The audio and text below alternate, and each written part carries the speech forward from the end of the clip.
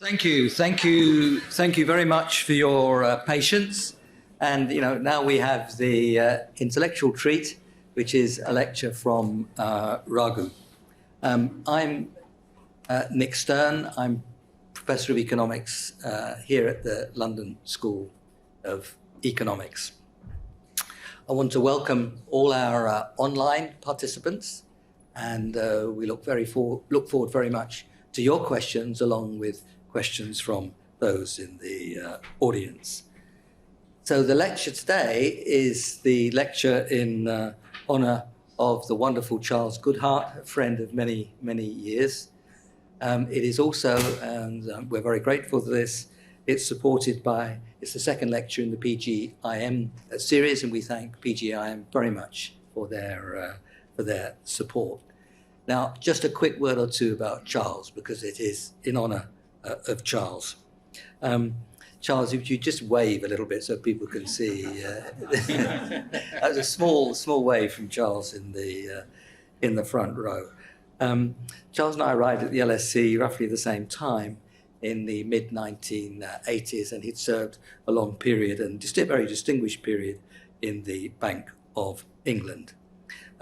He's done so many things in the world. I haven't got the time, and I won't read out a full list. And I've got quite a full list here, but it's not exhaustive. But I won't go through it all. But he played a really tremendous role in helping overcome financial crisis in Hong Kong in the early 1980s. And he was, when the Monetary Policy Committee was formed in the Bank of England, he was one of the first people, indeed in the first cohort, I think, of outside appointments to that Monetary Policy Committee. He's famous for his writing, but he's also famous for his sense of humour. And he is the author of Goodhart's Law, which states that any observed statistical regularity will tend to collapse once pressure is placed upon it for control purposes. He also constantly reminds us of Murphy's Law, which is very important in monetary policy, which is if something can go wrong, it will. And that encapsulates the universal nature of ineptitude, which Charles can spot a mile off. So this is the Charles Goodhart lecture, and it's Raghuram Rajan, Raghu, our good friend, and now with a PhD from the London School of Economics. He did get a PhD earlier from MIT in 1991, but we'll put that to one side for today. His research interests, as you will know, banking, corporate finance, and economic development. And I stress that it's not just banking and corporate finance, it's for a purpose. And, as they say, as you know, Raghu, in India, matlab kya hai? This is the purpose, it's economic development. Sustainable economic development, I would underline. So you've won so many prizes. I've got a list of some of them here, which I won't go through, but you were president of the American Finance Association and recipient of the inaugural Fish-Blacker Prize of that association. You do advice to private sector and still continue very much as in public service with advice to the IMF as member of their economic advisory panel and to Federal Reserve Bank of New York. So the public service continues. Now, what we're going to hear about today is central bank balance sheet expansion and financial stability, why less can be more. This is something which Raghu has thought about and explained and tried to explain to the world over recent months and years. And it's something of enormous importance right now, and we're privileged, Raghu, to have your views and your thoughts on that. Just before you stand up, I will say in this modern era that for Twitter users in the audience, the hashtag for today's events is @LSE UK Economy. This event will be recorded, and we hope it will be available in some shape or form as a podcast and a video. Raghu, over to you, and thank you very much.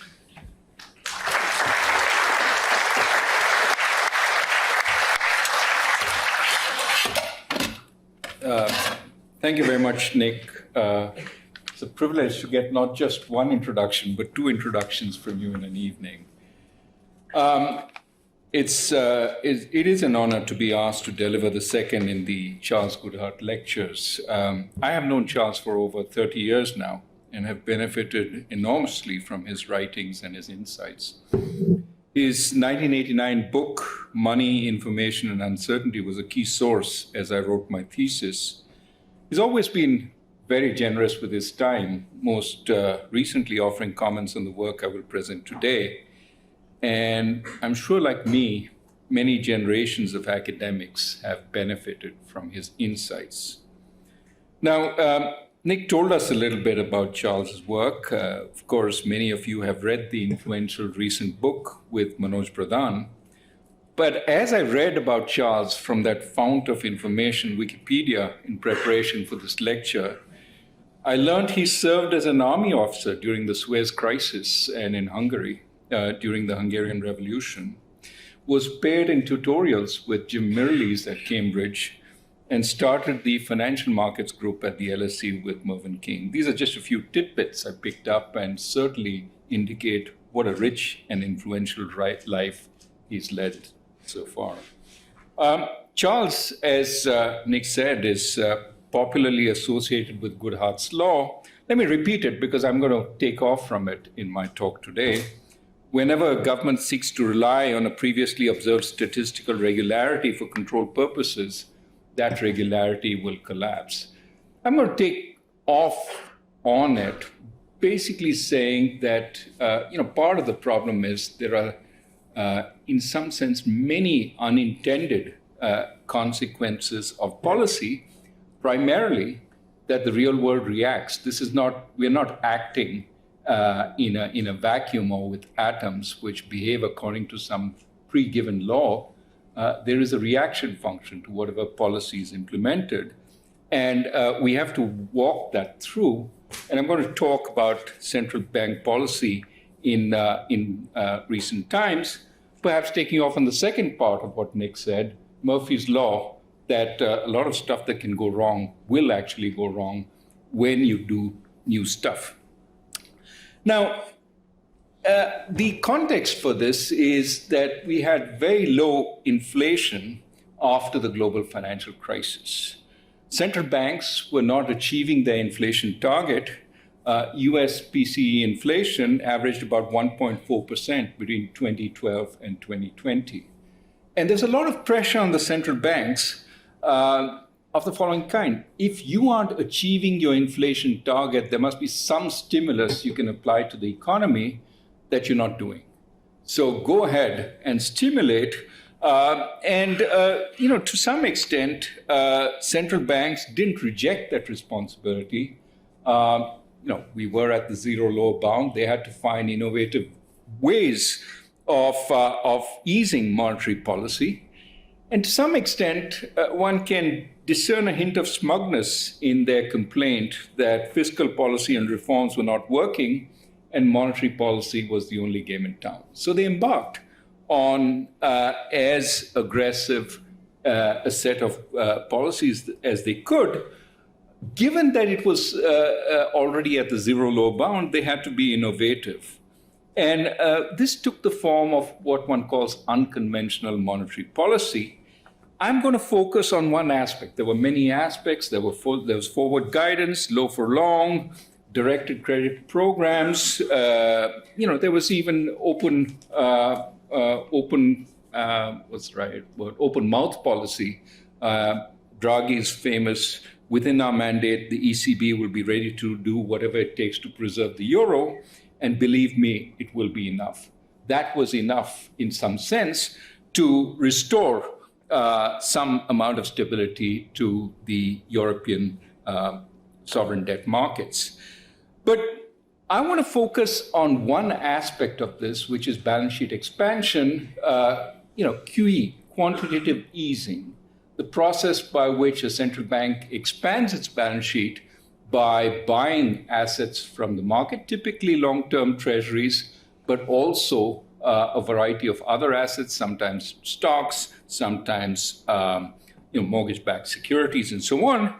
And In the process, it issues reserves. It finances those long-term asset purchases with the issuance of reserves. And I'll detail that in just a second. I want to ask if this form of monetary policy had unintended consequences and what they might have been, and what happens when that policy is withdrawn, when you have quantitative tightening. And I'm going to do this in the context of the first phase of QE, as well as the first phase of quantitative tightening, which happened, I'll give you the dates in just a second. But I also want to then think about what's happening more recently. What happened during the pandemic, and what happened when the Fed started raising interest rates and tightening more recently, some of the financial instability that we've seen. So in some sense, the starting point is saying, look, when the Fed expands its balance sheet, when it buys longer-term securities from the market and replaces them with the most liquid asset known on the planet, which is central bank reserves. They're extremely liquid. They're what you use for final settlement. Shouldn't this essentially flood the market with liquidity?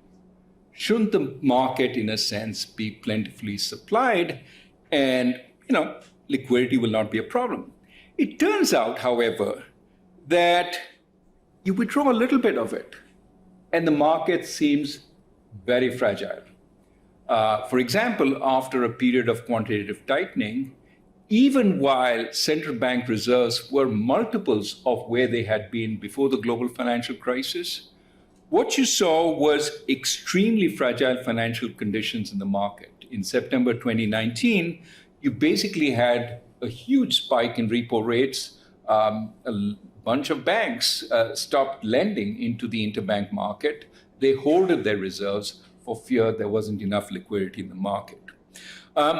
This has happened on other occasions, but in March 2020, we saw a freezing of the entire market, which is when the Federal Reserve came back with enormous quantities of liquidity, did essentially a huge quantitative easing program and stabilized the markets.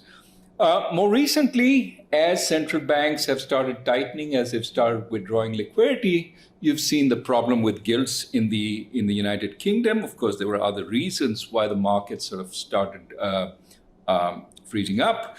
But you also had the Silicon Valley Bank and Signature Bank collapse, most recently the First Republic collapse, all of which comes from a certain amount of withdrawal of liquidity, but also an accompanying increase in interest rates. So what we want to ask here is, are central bank balance sheet expansions and financial fragility related? Is this something that is cause and effect? And why is it the case? Why is it that supplying so much liquidity suddenly causes fragile financial conditions? And I'm going to argue that the answer lies in walking this through. What actually happens when the central bank does quantitative easing? It's not just an expansion in the central bank balance sheet. It turns out it's also an expansion in the commercial bank balance sheets. What happens is commercial banks essentially finance the central bank's balance sheet expansion by holding reserves on their asset side, but financed with a substantial amount of uninsured demand deposits on the liability side. Now, at one level, this seems fine. It's one for one. You've got a very liquid asset. You've got issued a very liquid liability, but commercial banks don't stop there. They reduce their time deposits. They increase other claims on liquidity. And essentially, they consume all the liquidity the central bank has put out and then some more. Put differently, the commercial banking system reacts to the central bank balance sheet expansion by eating up the liquidity the central bank provides, leaving at some point a fairly stretched system. When the central bank withdraws that liquidity, commercial banks don't unwind the claims they've already issued, and the system starts backing up. What I want to argue is that this certainly is what happened the last time the central bank started withdrawing liquidity, which forced it to go back into the market and provide liquidity again. So far, we haven't traced out what will happen as QT proceeds, but we can see some of the initial directions. And this time around, we have the additional problem that interest rates have moved up very, very sharply. And I'll talk about that. So that's where I want to go, and that's what I want to try and explain. So, this is the opening slide. I'm supposed to wait here for 2 seconds so that you can read it, especially that this is the FMG group and our sponsors. Okay, so where did all the liquidity go when we had this massive expansion on central bank balance sheets? And the key insight is really you want to follow the commercial bank balance sheet expansion also. Is that where the illiquidity emerges? So here is a basic primer on central bank balance sheet expansion. What you have on the left-hand side is the original state. The Federal Reserve has treasury securities, reserves which are held by the banks, and cash which is held by the general public. Those are the liabilities of the central bank. The banking sector has treasury securities, reserves of the Fed. They also have loans. Forget about them for the moment. They don't matter for the story I'm going to tell. The deposits and their capital. Okay? When the Federal Reserve purchases assets from the banks, now QE doesn't necessarily mean purchasing assets from the banks. It also means purchasing assets from the pension funds, mutual funds. I'll come to that in a second. When it purchases assets from the bank, it's a straightforward asset swap. The commercial bank gives up its treasury securities and gets reserves at the Federal Reserve in exchange. The Federal Reserve buys a treasury security and has issued reserves to the central bank, to the commercial bank. So for the commercial bank, it's an asset swap, nothing on the liability side. For the Federal Reserve, it's an expansion in balance sheet. This is not how QE actually takes place when you look at the evidence. The way it takes place is different. There's a third party, which is the public. What I mean by the public is pension funds, mutual funds, the stuff outside the banking sector. Now, when the Federal Reserve buys a treasury security from the public, it essentially takes it away from their balance sheet. But those guys can't hold reserves. Pension funds can't hold reserves. What they can do is hold deposits in the banking system. So they take the money the Federal Reserve gives them for the securities it's bought and deposits in the bank. Now what you see is there's an expansion in the banking sector's balance sheet because they now have reserves. They have their old treasury securities. They didn't sell any.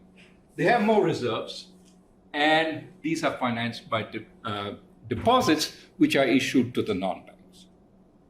Now, all of this is the one-off based on where the Federal Reserve buys its securities from. It turns out this is the way it buys in the QE process rather than the previous chart. But what that means is at the end of it, commercial banks have issued uninsured demand deposits because typically the pension funds are big. They're not guaranteed by the Federal Deposit Insurance, which goes up to $250,000. They've issued uninsured demand deposits, and the banks have essentially more reserves on their balance sheet. Now, everything could rebalance. It turns out it doesn't. And then, when the Federal Reserve withdraws liquidity from the system, it doesn't seem to be withdrawing this way. It seems to be withdrawing this way. It buys the securities from the banks, takes the reserves from the bank and sells them back securities, but the demandable claims on the banking system still remain. And so QE and QT work somewhat differently.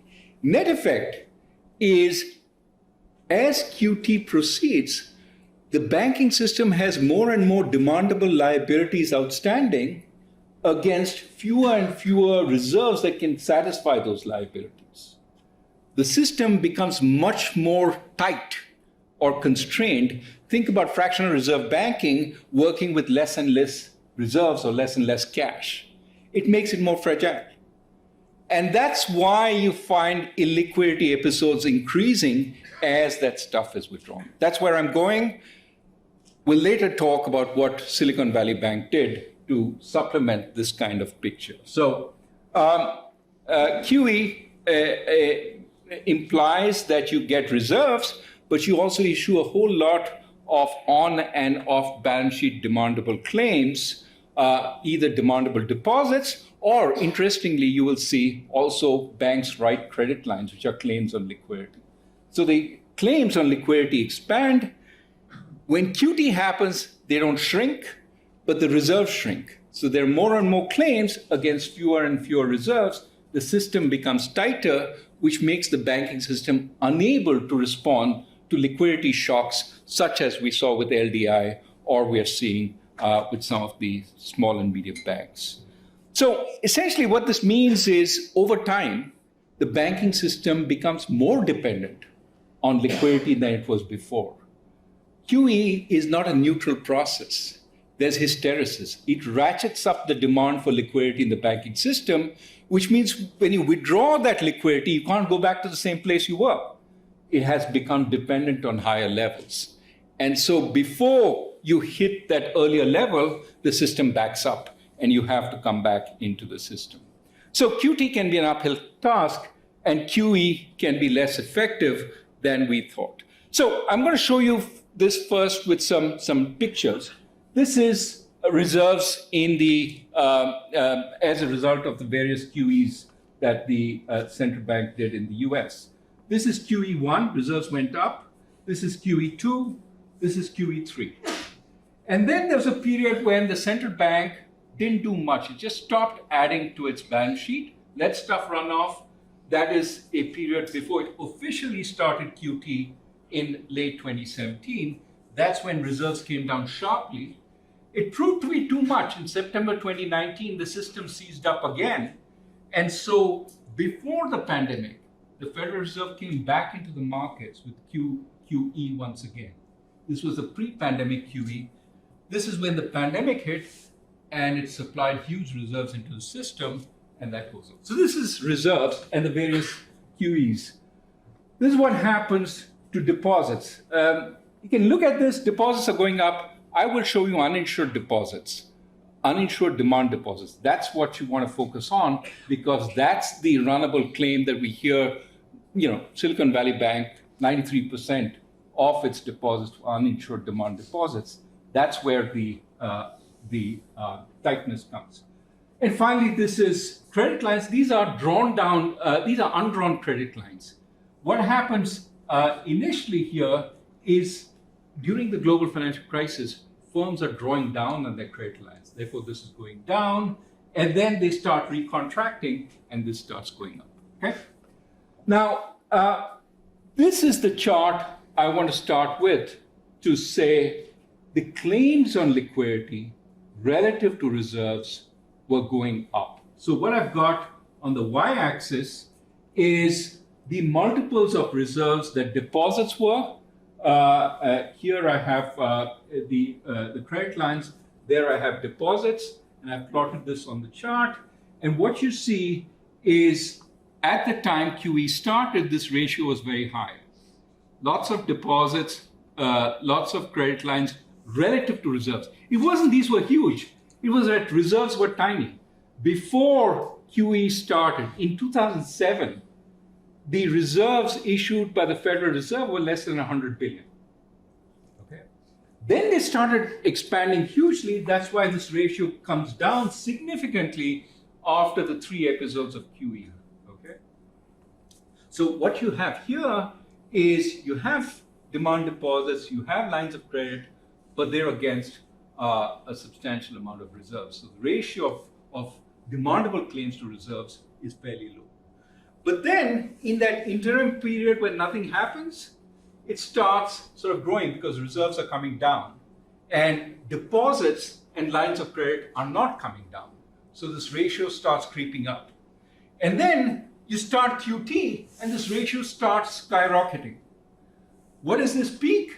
It's 2019 September when the Federal Reserve says we've taken too much out. And that was at 1.4 trillion of reserves, many multiples of where they started with. The system now had gotten used to a much higher level of reserves. So they start QE again and bring this ratio down. Of course, we haven't tracked it into 2022, but as QT starts, this starts again moving up. Okay, now I said I would show you deposits. Now let me show you time deposits.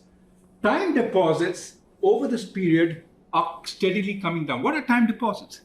They are a bank's protection that the money won't run because I have essentially taken some insurance. I have issued deposits which will stay with me, which aren't demandable.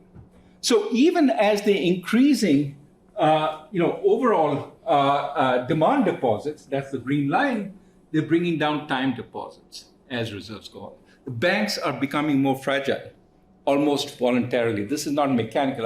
The first thing I showed you was mechanical. Here it's more than mechanical. They're actively becoming more fragile.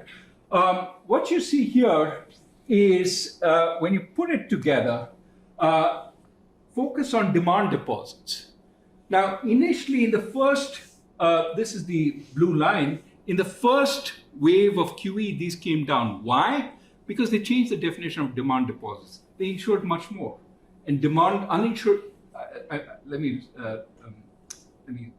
step back a second. These are uninsured demand deposits. Uninsured demand deposits came down because they expanded what was uninsured to a much bigger level. But then look at QE2, massive increase in uninsured demand deposits. It doesn't come down after that. It stays at the high level. Banks could have rebalanced the uninsured demand deposits. They don't. QE3, again, up. Then during the period when reserves come down, these don't come down. They stay pretty high. And then when pandemic QE takes place, again, they take a real big hike. This is the most runnable claim on the planet. I said reserves are the most liquid claim on the planet. Uninsured demand deposits are the most runnable claim on the planet, perhaps made even more runnable by social media and all that talk we hear about Silicon Valley Bank depositors talking to each other. So even as you have those very liquid assets, you have very, very runnable liabilities. And you're running down your time deposits.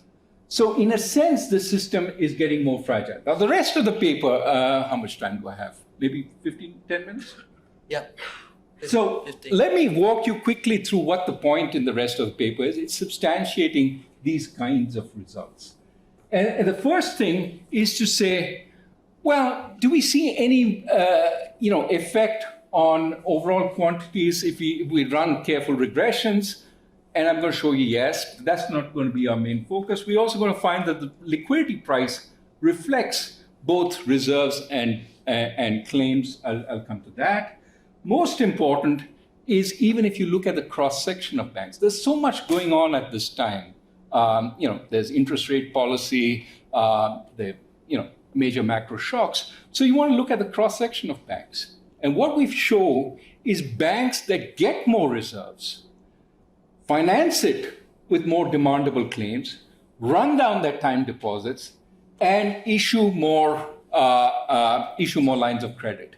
So in a sense, there's a causal relationship. We look at the exogenous component of reserves, the causal relationship between the reserves you get, the way you finance it, as well as other claims you write. Now, let me pause a second and just tell you, why is this happening? I mean, it's happening because reserves are a very low-yielding asset. Yes, they're very liquid, but they return nothing. So if I've got a ton of reserves on my balance sheet, I want to finance it in a way that is cheapest. I don't want to issue time deposits. Their protection against what? I have liquid reserves sitting there. I will issue demand deposits because they're really cheap. I don't have to pay a lot on those demand deposits. And I'm going to issue lines of credit because I get, a premium for issuing those lines. Firms pay a commitment fee for the line of credit I offer them. And I know, in the same way as fractional reserve banking, the guys who want credit lines are going to come and draw them down at the same time as my depositors draw them down. So essentially, I practice fractional reserve banking on a much bigger scale because I have a ton of those reserves. But this makes me prone to those reserves being withdrawn and creating illiquidity in the system. And so the system adjusts, but it adjusts in a way that consumes the liquidity the Federal Reserve is willing to supply. And when the Federal Reserve withdraws them, it creates problems for the system. That's where we're going. Let me just show you some numbers. I said overall reserves lead to more deposit-like claims, demand deposit-like claims. You can show it in the regressions. That's what we do here. We don't have time to go through them. There's a paper, take a look at them. But let me just tell you what these mean, looking at levels rather than log changes, level changes. What this is saying is every dollar of reserve is financed by $1 of deposits. Okay. Let me put it. What we have here is reserves. Every dollar of reserves is financed by $1 of deposits. Okay. But it turns out it is actually financed by $1.3 of demand deposits, and they run down their time deposits by about that amount. So the net is $1, but it turns out you increase the claims to $1.3 of demand deposits and shrink your time deposits by about the difference. You also, as a bank, issue credit lines when you get exogenous reserves, right? So this is at the aggregate level, what is happening to the banking system. It's getting financed more with demandable claims, less with time claims, and it is issuing lines of credit. Just reflecting the kind of aggregate numbers we saw. Now, this is a chart on pricing. We owe it to Annette Wissing-Jorgensen and Lopez Salido for the idea, but we did some tweaks on it. But basically what's going on is, what's the price of reserves in the market? What is the price of liquidity? One measure of the price of liquidity is the effective Fed funds rate minus the interest on reserves. The more there is reserves or there's liquidity in the market, the more this difference comes down because you can't really get much for the liquidity you have, okay? So what you should see is that the more reserves you have, the lower the effective Fed funds rate, the more deposits, demand deposits you've issued, the higher the effective Fed funds rate. And you see that in the regressions. But what is interesting is if you run a regression of that difference, which is the price of liquidity, against reserves, there's not much of a direction. But if you correct for demand deposits, or you correct for lines of credit, and then run that regression, it becomes a pretty straight line. Okay?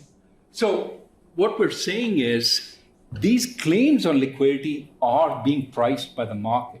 They subtract liquidity from the liquidity the Federal Reserve has put out. And therefore, when you want to think about liquidity, you can't think just, we had 100 billion of reserves, now we have 1.5 trillion of reserves.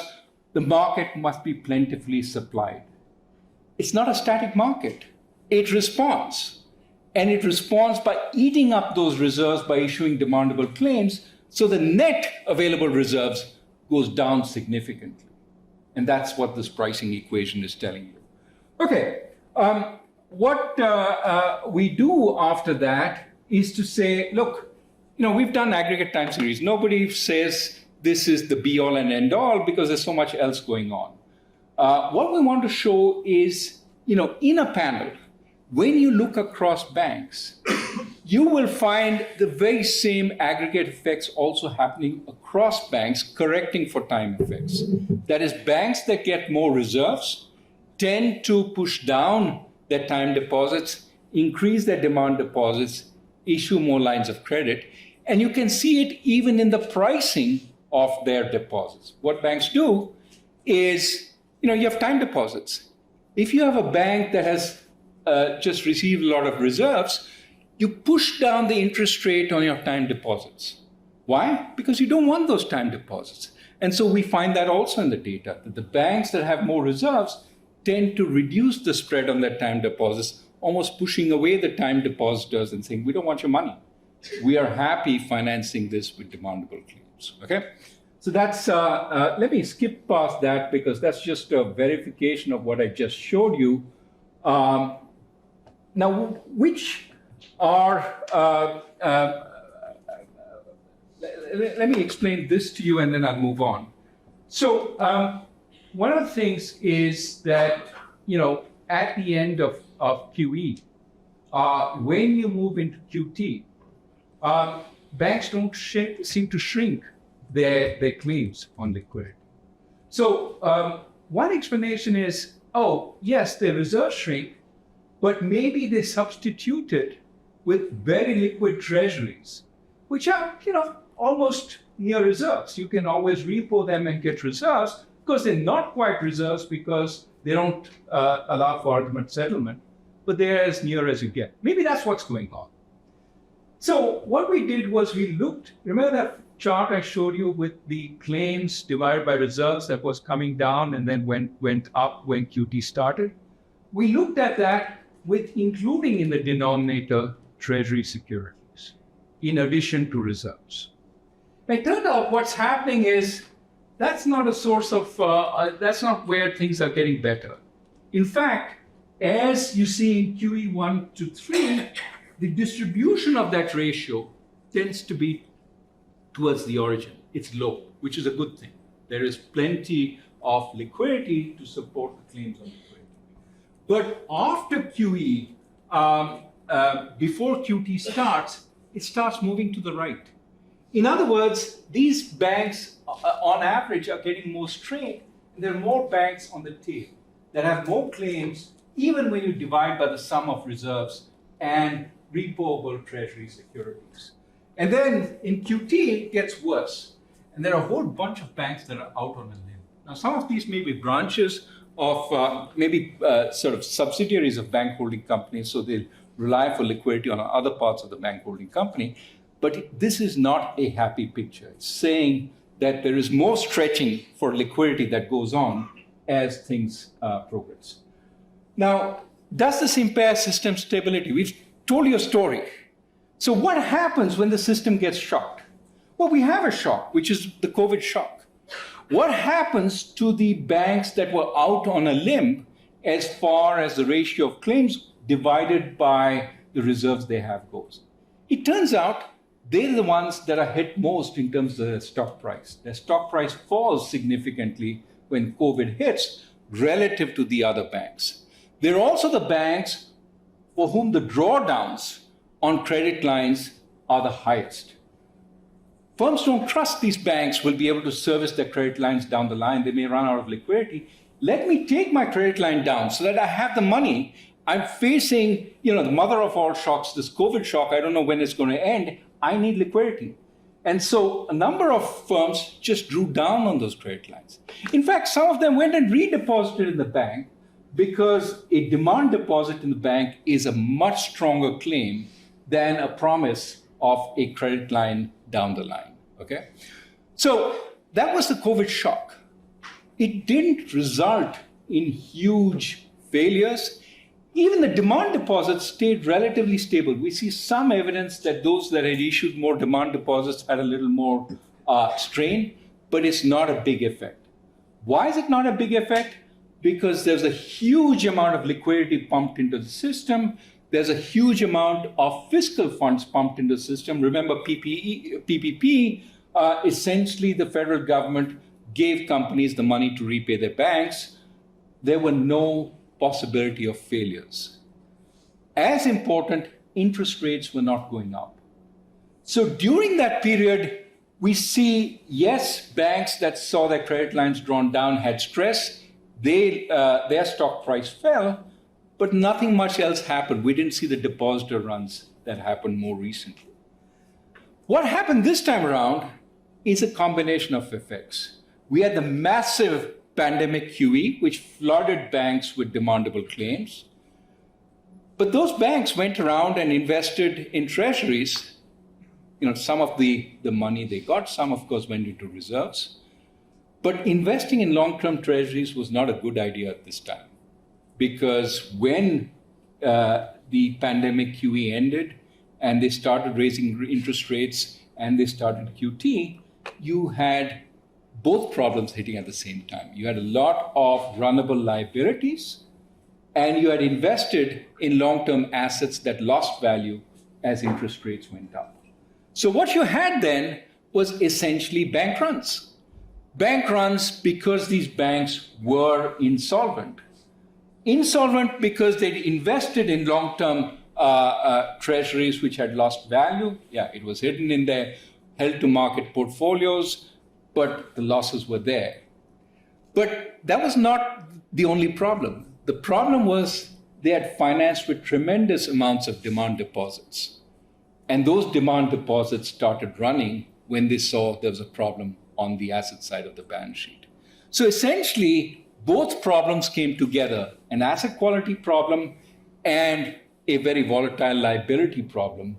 They came together, especially in the case of Silicon Valley Bank. Let me show you that. So this is Silicon Valley Bank.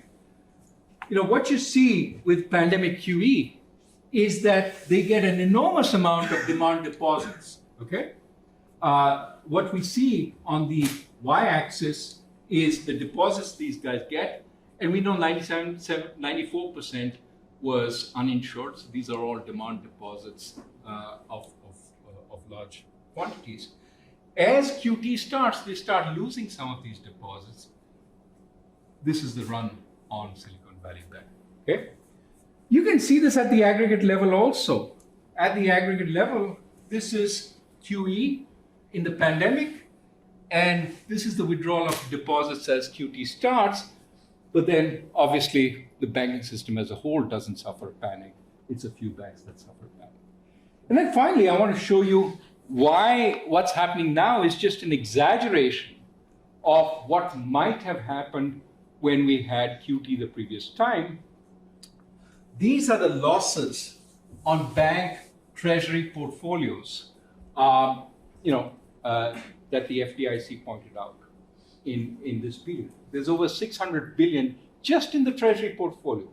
Add up all the long-term fixed rate loans they've made, then you get to the 1.5 trillion or so that has to be allocated in the banking system. That happens because interest rates rose. But it also happens because bank balance sheets that had to be invested in these treasuries and other stuff expanded significantly as a result of pandemic QE. The last time this happened was when interest rates went up after the Federal Reserve had spent some time basically saying things are going to change and started QT. The losses on bank portfolios are there, but they're much smaller. Now remember, the Federal Reserve wasn't raising interest rates also up to 2018 December. That's where those losses come from, because banks did the same thing, they invested in treasuries. But the losses are much smaller then, because bank portfolios were much smaller than they are now, and because interest rates didn't go up so much as they've gone up now. So in a sense, this was the warning. This was saying, hey, look, things could go off kilter. Then you had QE, and things actually reversed because interest rates, long-term interest rates went down and bank portfolios were healthier. And then you had QT once again, and everything went to hell. So let me end here by saying, look, what does all this mean? It basically, I think the point you want to take away is you want to be careful about all these new sort of monetary policy actions, that they have unintended consequences that we need to think through. There's very little talk about the effects of QE on bank balance sheets. It is something that has become more salient over the last few months. And accidents can happen when you have these unintended consequences. And essentially, I think what we have to keep in mind is that aggressive monetary policy often lays the ground for future financial sector problems. Going back to Nick's point, Murphy's Law, if anything can go wrong in the financial sector, it will. It will because the financial sector sometimes gets complacent with the nature of monetary policy, takes undue risk in order to eke out a few basis points of returns and then leaves itself open to what happens when things change. For example, many of the banks that put their treasuries into hold to maturity portfolios essentially acted as if they were fully hedged. They acted as if they didn't have a problem when interest rates went up because it was in that portfolio, and if the public doesn't see it, it's not a problem, right? It's the ostrich burying its head in the sand. Problem was the public got to know of it, and you had financed yourself with highly volatile, demandable claims. That combination essentially took down some of the banks that have failed so far.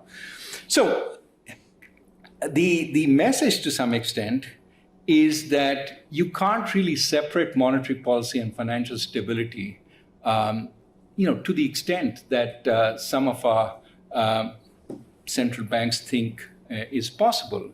Yes, we have supervisors, but no, supervisors are not infallible, and you can't always say, I will do what I'll do on the monetary side, and supervisors will take care of the problems on the other side. And of course, banks also should take care of the problem, but it's not our problem. Almost always, and this is something that Jose Luis Pedro at Imperial has worked on, banking crises come after a period of easy money and a period of tightening of money. And I think the QE episode is no different from that broader sense. And so, as we find new methods of expanding monetary policy, we also have to think about how we get out and the consequences as we get out. They're not always simple, they're not always easy. There were, some Federal Reserve people who said QT is going to be like watching paint dry. It's going to be completely boring. It turns out it's not boring because there are the unintended consequences of QE. Let me stop there. Thank you. Thank you.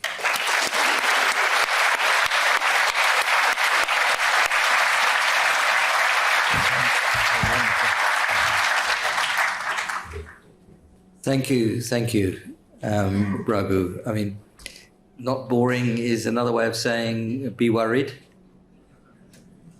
So it was enormously thoughtful, Raghu, and we're very grateful to you for spelling this out so clearly. We now have roughly 40 minutes for Q&A. What we'll do is take 3 questions from the audience, and then we'll take 3 questions online, and we'll to and fro like that. So could I ask you to raise your hand, and then when you're called on to ask your question, you'll get a mic from these splendid people with red shirts. And could you please give your name and affiliation at the beginning of your question? And could you make it a question and brief and not another talk? So we've had a very good talk. You can't compete with that. So I'll try to look sort of above and below, and there's also an LSE tradition of gender balance as well. So I'm going to start in the very back row here, the green dress. I hope I've got my colours right. Yeah. Hi. First of all, it's definitely a privilege to be here, and I will not make it long, as you said. My question is... Could you give your name and... Oh, yeah. I'm sorry. My name is Nitika, and I work for an Indian IT company, HCL Technologies. My question is with regards to the UK economy and not exactly to the balance sheet. As we all know right now, UK economy is facing a lot of challenges. We keep hearing about cost of living crisis.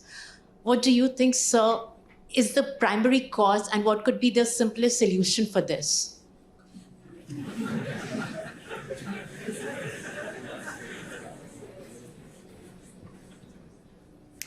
Thank you very much. And the gentleman in the front row here, please.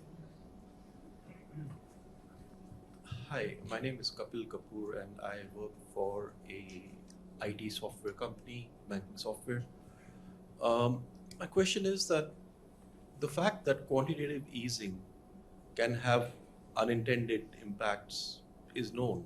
It's been done before Germany between the world wars, and it caused a lot of impact. So why is it that this was not, monitored and maybe mathematically monitored? How much quantitative easing to do? Why are we in this position if it was mathematically monitored, and was it not mathematically monitored? Thank you. I'll go upstairs now, and this person on the edge of the seat just in front of you, it's coming. Hi, my name is Mazhar Mohammed. I'm from Hyderabad, India. I'm studying financial history here at LSE. Now my question is, since 1980s, interest rates are continuously falling, I think for almost 40 years. Now they might have bottomed out around the COVID pandemic. Now, as prices always moves in particular cycles, interest rates, I feel the downward trending cycle of the interest rates might have over, and in that case, do you see that regime change taking place for the interest rates?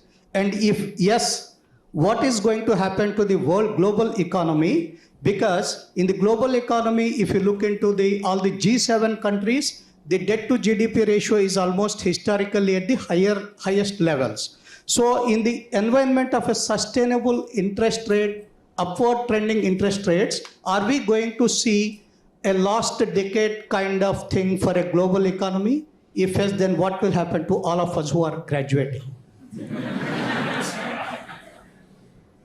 Thank you very much. You'll be better equipped than the rest of them. Raghu, over to you, please. Sure. This is fairly easy because I don't know the answers to some of these questions. On the UK economy, look, I'm an outsider. I can't claim any expertise on what's going on. I think a big concern for the public, of course, is the cost of living increases, and that has affected people asymmetrically because poorer people spend more on food, and food prices have gone significantly up. There have been some supports to energy prices and so on. But yes, that is a big concern. I think the broader concern is the low productivity growth over the last so many years. How can that be ramped up? But I think, as with every country, there are also tremendous sources of optimism. The kind of energy, intellect in places like this, in Cambridge, in Oxford, the kind of triangle and the kind of innovation that is possible there, biotech, artificial intelligence. This is a country that has enormous capabilities also. So I think the future can of course be very bright, but there are current challenges which need to be dealt with. But I can't say I'm an expert in any which way on those.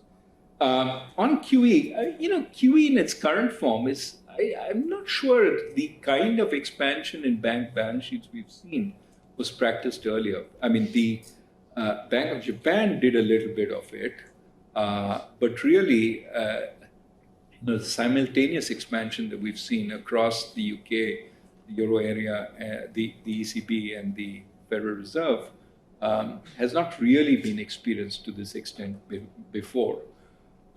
I do think that, sometimes you have to look at data that people don't look at to see some of what is happening. Viral, who's my co-author, and I wrote a theory paper. And we said, this theory would suggest some of these things should be happening. Let's go look at the data. And we were pleasantly surprised to find that there was something in the data also. And then, last August, we presented it at the Federal Reserve Conference. And I have to say, some senior Fed people didn't know this was going on. At least that was my take from my conversations with them. So it's not always obvious that, you can always say it's not a big deal. I'm sure a whole bunch of central bankers will say it's not a big deal. But I think to look at the details is important. Interest rates, I think Charles is the best position to answer that question. He's written a whole book on where real interest rates might go over time, what the mix of savings and investment might be looking forward. And really, it's complicated, right? The IMF recently came out with an article basically saying real interest rates will go back to the pre-pandemic low level. There are offsetting forces, but they will go back. I mean, some of the forces are longer term, the forces of demographics, the forces of productivity, which we haven't seen a whole lot of. And Charles has written in a lot of ways about it, challenging the received wisdom. But there also, what we see now is forces of deglobalization that, on the one hand, reduce the productivity of capital, which should tend to push down long-term interest rates because they make investment less worthwhile, but they also may make global capital less mobile. You see, central banks elsewhere buying gold, not buying, treasuries in other countries. But this may presage a kind of restriction on cross-border capital flows that we haven't seen so far. That would increase the cost of capital in different countries. It's really complicated. So, are we going to see much higher real interest rates? The IMF doesn't think so. They make some reasonable arguments for that. I think you could start a debate in this room if you ask that question. Will you be poor? No. Make me the techno-optimist. I always think technology moves forward. There is a scope for us to be much richer using the various technologies, but we have to be wise in using them. And that's really your challenge. Will you be wise? Will your generation be wise in using all that we have? Thank you very much, Raghu. I can't help but add that we actually have now in front of us a whole range of enormously attractive investment opportunities in transforming energy systems, the way our cities function, land use, and so on. And we live in a world where planned savings is in excess of planned investment. But if you put those two observations together, the challenge is surely to find ways to encourage those really attractive investment opportunities, which we can identify and see. And that, in turn, needs a clear strategy of public and private investment. The public side, you can actually do as decision, but the private side, which would be encouraged by the public side, would have to be in terms of confidence in the right kinds of policies and stability in the right kinds of policies going forward. But that shouldn't be beyond us. So I was a bit discouraged to see that whilst, Kristalina Georgieva and Christine Lagarde encouraging us to follow this new line of development, rightly so, much more attractive than the dirty, destructive models of the past. But then you have to recognize that needs very strong encouragement of investment. And that takes you out of your problem of planned saving being too high in relation to planned investment. So it's our fault, really. I think in large measure it's in our hands. Anyway, you'd expect that. Right. Well, what Nick is saying is there are ways that you can increase sort of both. If you can reduce the wedge between savings that are looking for a home and the investment opportunities that lie around the world, and then, it can be beneficial. And you may see you may or may not, even in that case, see a rise in real interest rates because you've got more savings being put to work, but you have more investment also coming up. And, but it's good in the sense that it enhances growth and also saves our planet, which is something that obviously both are good. Nick is very focused on. Thank you very much. Now we go to our online friends. So could you read out 3 questions, please? You can tell us your name as well. My name is Ulrike, and I will read out 3 questions from the online audience. Thank you, Ulrike. The first one is by Carlos Francisco Suarez Doriga. What does Professor Rajan think about the movement of funds from US banks to US money markets funds that pay a much higher interest rate? What could happen if this became a structural event? The second question is by Eva Mulder, who's a PhD candidate in Rotterdam.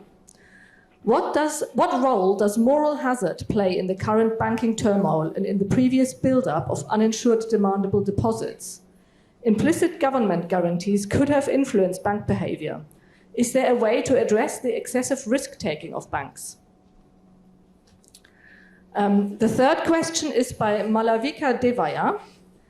Reflecting back on your time as the governor of the Reserve Bank of India, what would you say are the most important qualities of a central banker?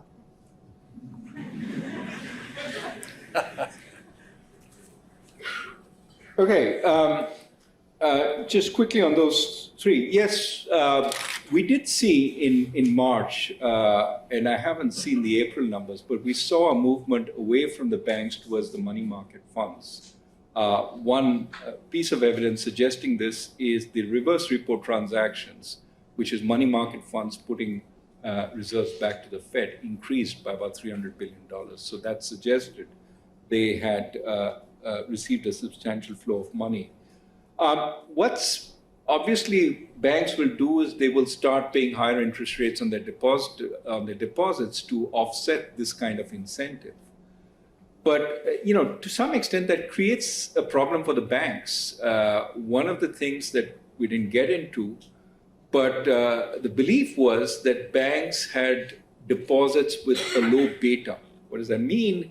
As the Fed raises interest rates, the banks don't raise deposit rates because they've got sleepy depositors who really don't care what they paid on their deposits. That was the theory. Therefore, you could invest in these long-term securities so long as you pretended they were held to maturity. No problem. You can finance them because your sleepy depositors don't demand anything more than 0.5 percentage point on their deposits, and you've lent out at 2 or 3%.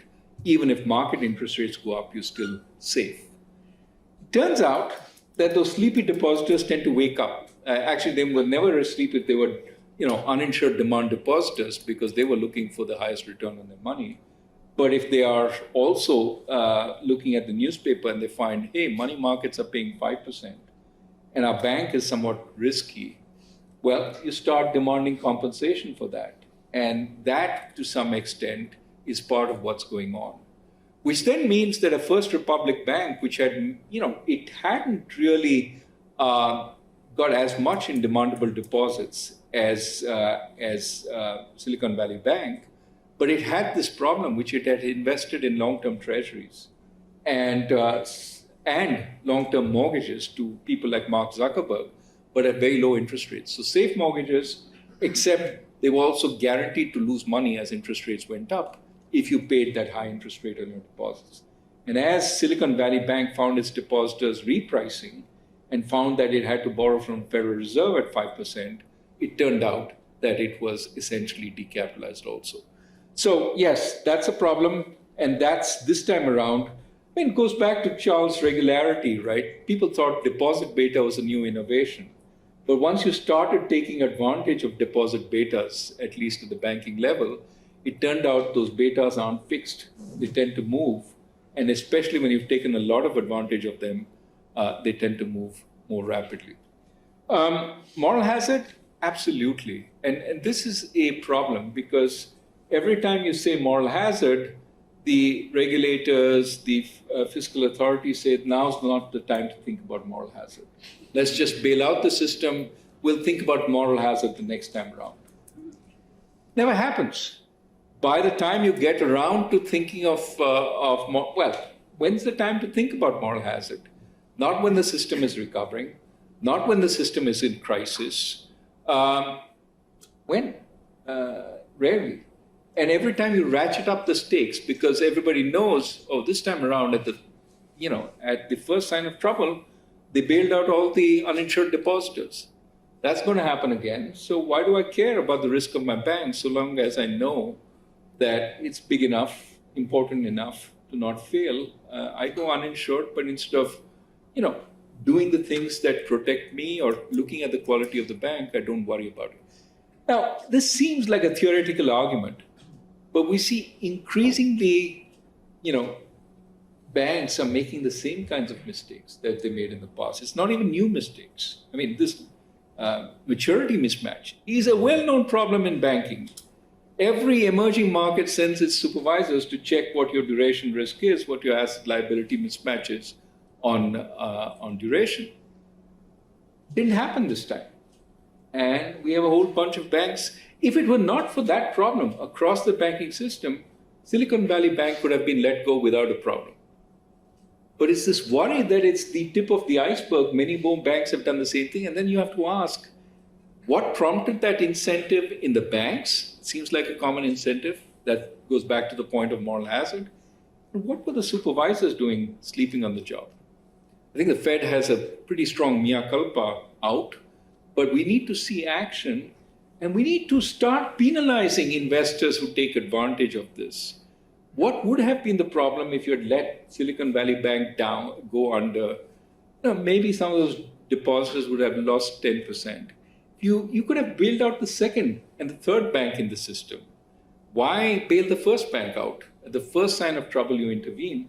Some sort of sense that panic will expand. Well, there is this slow-burning panic anyway. You haven't dealt with that because there is a real solvency problem. It's not just a liquidity problem. So you haven't dealt with the ultimate problem, but you have created more moral hazard. It's not the best of worlds. Central banker? I'll punt on that question. I don't know what the best qualities of central banker are. Probably, you should look wise, should look... and I think from all our collective experiences, probably we shouldn't talk too much. I might add, find a good role model, Raghu.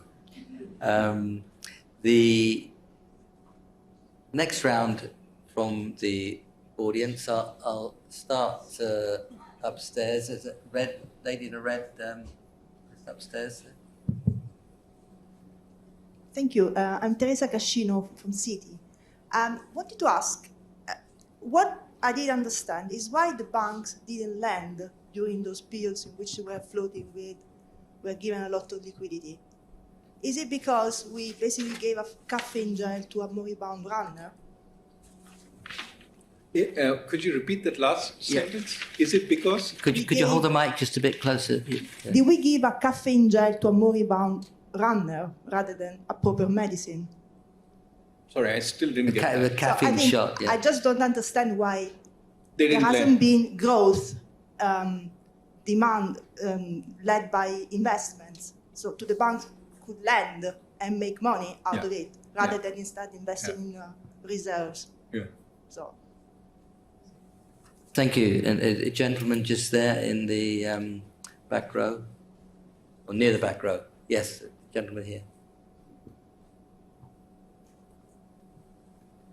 Thank you, Dr. Rajan. It's an honor listening to you. My name is Harneet, and I'm an MSc Economics student at the LSE. My question is, how do you think international banking regulations like the Basel III Accord can actually help reduce the size of bank balance sheets and to deal with these kind of unintended consequences even before quantitative tapering is started? Thank you. And gentleman on the corner here. Thanks, Raghu, and congratulations on your honorary doctorate. We go back a long time. I just wanted to ask you one question. I know Raghu knows your name, but not everybody else. So. Amlan Roy from FMG, LSE. Raghu, there have been internal papers by the Fed assessing QE. And in four stories of quantitative easing, people from the St. Louis Fed said that the common feature of QE success across 4 different countries has typically been financial stability rather than output and price stability. So in other words, you're putting another nail in the coffin saying that QE, even for financial stability, hasn't been that successful. And does this have to do with what Jay Powell calls plumbing issues in the repo market, and also during the swap lines that we've not understood the market microstructure changes of the financial markets that well? Thanks, Amlan. Why did banks not lend? I'm not sure you would have been more comfortable if they'd lent at the pace at which they got funds, right? So one of the worries, I mean, we've seen this happen before. when banks get a lot of money and they don't quite know what to do with it and they lend it, we saw it during the petrodollar crisis in the 70s. They went and lent it to Latin American countries and caused the Latin American debt crisis there. Even in the run-up to the global financial crisis, we saw that banks that got a lot of deposits didn't make great loans with them. So what we have here with pandemic QE is there's a fire hose of deposits coming into the banks. If they lent that money, they would have made far greater losses because they wouldn't have had the time to do due diligence. Here's a bank which is getting something like 10, 15% of its deposit base every quarter. You don't have the ability to do due diligence at that rate. So it's good that they invested in treasuries. Even better if they invested in short-term treasuries rather than long-term treasuries. That's where they were eking out that little bit. Oh, the Federal Reserve told us interest rates aren't going to go up. Therefore, we can do this. That was their excuse. But there was clearly a search for yield going on. If you've got 100 billion over the last 4 quarters, and you put it at 100 basis points more, that's $1 billion in extra profits that you can distribute as bonuses. It does matter.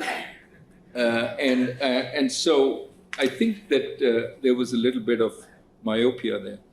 On Basel III, it's not so much that it would have changed the size of the balance sheet. I think it would have forced some of the regulatory measures that were put in place more observed in the UK and the Euro area than in the US. And I think we still need to get to the bottom of why it wasn't observed in the US. May have forced banks to recognize some of the duration mismatches. I mean, I was talking to a bank CEO the other day. He says, this is unconscionable. Wouldn't happen in my bank. We constantly monitor this. And it's true of the large US banks also.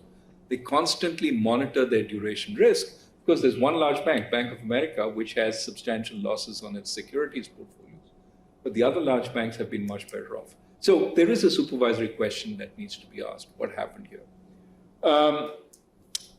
Papers by the queue. Look, one of the things I want to emphasize is we've looked at just one system, the Federal Reserve. We haven't looked at what's happened in the other countries, and they may have different experiences. When the Bank of Israel governor, who's a finance guy like me, went back to Israel, he said, this is what's happening in our country also, which was interesting. But first, it need not follow the same pattern. And second, it need not always result in big problems. I think the big problems right now is as much from what they did with the cash that they got investing in long-term securities as it is with the fact that the deposits were runnable. So it's that toxic mix which has been really problematic this time. It wasn't as problematic when COVID hit. There were other problems. But what we were warning of is fragility in the system. And the fragility needs a shock to set it off. The interest rate shock was what set it off now. And it's one reason why Federal Reserve, people on the Open Market Committee are basically saying, are we doing too much on interest rates? Because more interest rates makes a more fragile system even more fragile. In other words, for the first time in a long time, we're seeing monetary policy collide with financial stability concerns. And you may stop raising interest rates before the time necessary to control inflation simply because you're worried more interest rate hikes will actually make these banks more fragile. So it's a really difficult combination, and it suggests that we can't let our eyes go off the Financial Stability Board.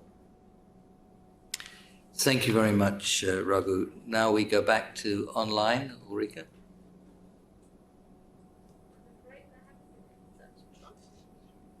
I'm afraid there haven't been any more questions from the online audience at the moment. Okay, so the bonus is in here.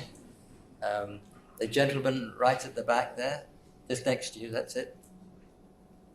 Hello, my name's Tim Nebbins. I'm a LSE alumni.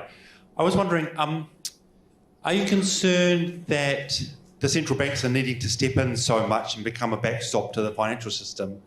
And it seems as if their role is getting larger and larger rather than smaller. And do you see that as a major concern going forward? Thank you. The gentleman right at the back there, right at the far back.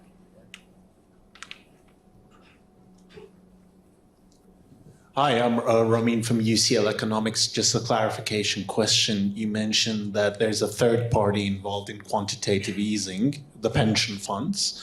And when the Fed buys, let's say, assets from them, this ends up indirectly expanding the deposits in the banking sector. Would you be able to explain that causal chain again, please?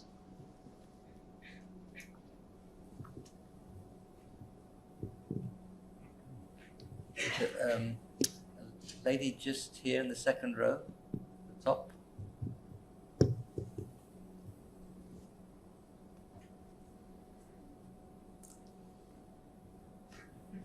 Oh, it wasn't your hand. Oh, okay. The beneficiary is your neighbor. Yeah. Hi, can you hear me? Hi, my name is Mudit Kumbhat. I work with UBS as part of the liquidity reporting team. So my question is around Silicon Valley Bank. So, like day in, day out, we provide so many data to central banks. There are liquidity ratios. I mean, like it's 100% is the bare minimum limit. Then there are internal limits as well. And on top of that, we do daily, weekly, monthly reports. And there are like internal liquidity risk teams. And so much data is provided to the central bank. So who do you think like the collapse, I mean, or the liability lies with? Is it the bank? Is it the central bank, the government, or like more tighter regulations are required, like to monitor such kind of crisis? Yeah, let me start with that. I think the Fed has already put out a document, which is actually worth reading for all your students who are interested in banking. It goes into the details of supervision, how many times the Silicon Valley Bank, was warned, what kinds of things it did, and I think it's like everything going wrong. Silicon Valley Bank knows it's taking risks. It finds it's exceeding the limits of its models. So it changes the model. It doesn't reduce the risk. You find that the supervisors recognize there's a problem going on, but they don't tell the Silicon Valley Bank, you should fix it by thus and such date, otherwise we will impose huge penalties. It's sort of a little bit lackadaisical, the supervision. There are also multiple teams which go in and, basically here's a problem that anybody should have recognized, but is papered over and is allowed to fester, and then it explodes. And, the background, you have to ask yourself, were these guys really so well connected that somehow we didn't have the conversation that had to be had because they seemed, smooth, and there was a fear that you would press. I don't think that's necessarily the biggest issue, but somehow that conversation, that brutal conversation which supervisors have with the bank, did not take place. And as you said, most banks do this as a daily thing. And this is a $250 billion bank, which seemed to, do it on the back of an envelope.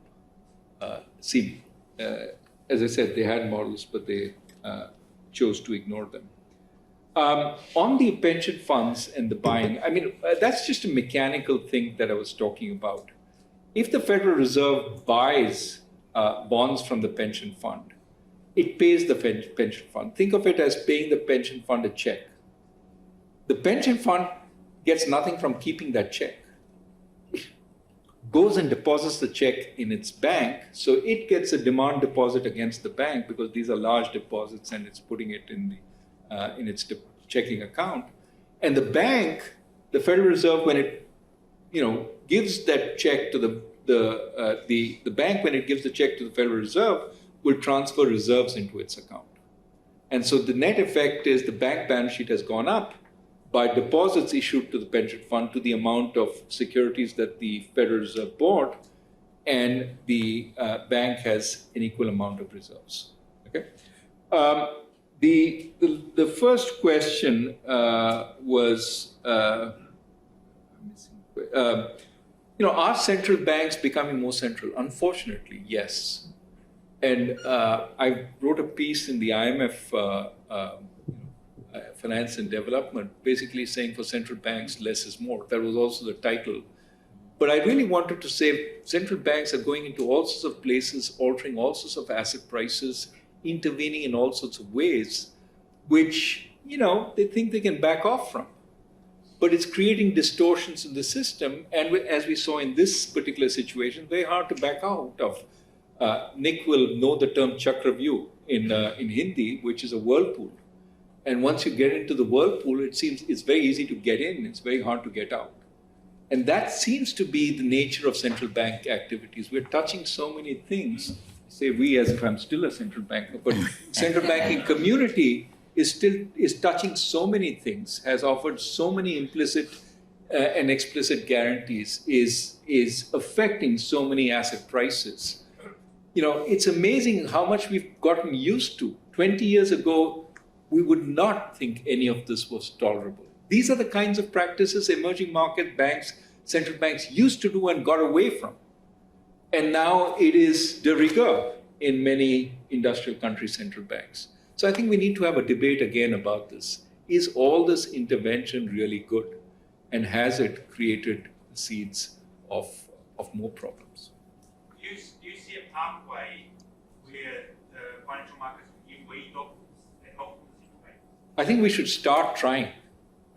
start trying. Unfortunately, from where we are, I would say don't try doing too many things at the same time. So my counsel was always, over the last year, we need to raise interest rates, but don't try doing QT at the same time, because it could create more problems in the system. Turns out we did have problems. Ulrika, any more from online?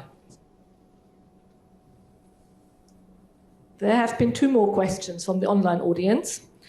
First question, if QT could focus on purchases from the non-bank sector that would reduce demandable deposits from the commercial banks, is that A, possible, and B, desirable? The second question is from Martin Norris in the USA. What would have happened if SVB had not been bailed out? I didn't catch the name for the first question, sorry. That was anonymous. I don't know who posted that. Okay, first question, QT, I was trying to explain to gentlemen there that it's precisely when QE happens with the banks that we get the expansion. The question is, well, if you do QT with the non-banks, do you see a contraction? Perhaps. The broader question is, why don't banks rebalance their balance sheet when any of this happens? Why are they sitting with the balance sheet that they got? And that's a question I don't have a quick answer to. It just seems to me that if you've issued a line of credit, it's very hard to withdraw it saying the central bank has reduced reserves, because the line of credit is now going to support longer-term borrowing that you've done from, say, the leveraged loan market. They require a line of credit because you may run into liquidity problems. So you can't go to your relationship customer and say, look, hey, I need to withdraw that line of credit now because the Federal Reserve has shrunk reserves. There seems to be a kind of hysteresis in bank behavior, and it may have to do with customers rather than necessarily the banks looking at their own balance sheet. It's not a full answer, it's not a satisfactory answer. I think the quick answer is I don't really know, and it's worth investigating. SVB bailout, what if SVB hadn't been bailed out? Yes, this is the question that we'll all ask forever, right? One set of people will say all hell would have broken loose in the banking system. We'd have had deposit runs across the system. I think that perhaps one could have brought in that blanket guarantee. Remember, Janet Yellen went back and forth on whether the uninsured deposits were going to be guaranteed. She could have said they're all, we're going to guarantee them for a little while till the system comes down, after putting the uninsured depositors in Silicon Valley Bank in receivership. Some people, some theorists, this is at the back of my mind because some theorists have suggested maybe that's the way we should deal with these problems to reduce moral hazard. The first bank doesn't get bailed out, because at least that means that everybody has some risk of going. I know that this is a probabilistic thing. More broadly, I think we've led the system to such a point that liquidity will always be available. Now, insolvency is not a problem. that you don't have to watch for the quality of the person you're lending to. I think the more you take these risks out of the system, the more they show up in other ways. And that's really what we're seeing. Thank you. I'm going to take one last question. Lady there in the black sweater. Then we're going to have to finish up. I'm really sorry that we can't go on, and because there's so many questions, I'm sure they'll be very good. But last question, please. Hello, sir. It's an absolute privilege to be in the same room as you. My name is Sanya, and I'm currently working as an RA at the University of Cambridge. My key area of research is central bank digital currencies. And along those lines, some experts have claimed that issuing central bank digital currencies could perhaps help us effectively manage liquidity and maybe even reduce the need for balance sheet expansion. So I want to ask, how realistic is that possibility, and what are the benefits and the drawbacks of this approach? I don't know what the people you're talking about are thinking of when they say it will be a better way to manage liquidity. I mean, what is happening with balance sheet expansion is you're, in a sense, trying to take duration out of the private sector system and forcing the private sector system to look for duration. What we're saying is, no, that's not exactly what's happening. What is happening is the banks are offsetting your taking duration out by essentially shrinking their duration of their liabilities, and it's offsetting some of what you intend. But that's a long-winded way of saying, I don't know how central bank digital currencies would get at that problem. I mean, to some extent, central bank digital currencies are like crypto currencies, both looking for a use case, which makes sense, right? A lot of what central bank digital currencies are trying to do can be done through fast payment systems. And that's what the Fed is thinking of. Fed now is coming in this year. In India, we did UPI in 2016, 9 billion transactions last month. Your street vendor, which Nick is familiar with, is now selling via UPI. So, why do you need digital currency over and above that, especially at the retail level? Wholesale level, we're really virtually there. Yes, we're not there for cross-border transactions, but there's a lot of transacting done with central bank accounts.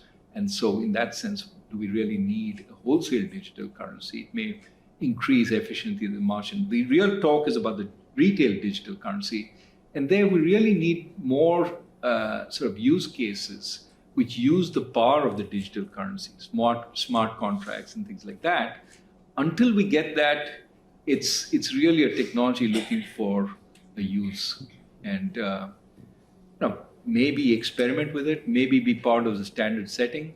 But unless you want to crowd out other forms of fast payments, including UPI, including credit cards and so on, I don't see a big use case. Thank you, Raghu. And it is amazing. I mean, you just buy a cup of tea or a samosa or something on the street, and you just wave your phone, and that's it. And so you do ask yourself, well, what's the point of a digital currency? But you have to have somewhere that's efficient as India for that to be true. It remains for us to thank you, Raghu.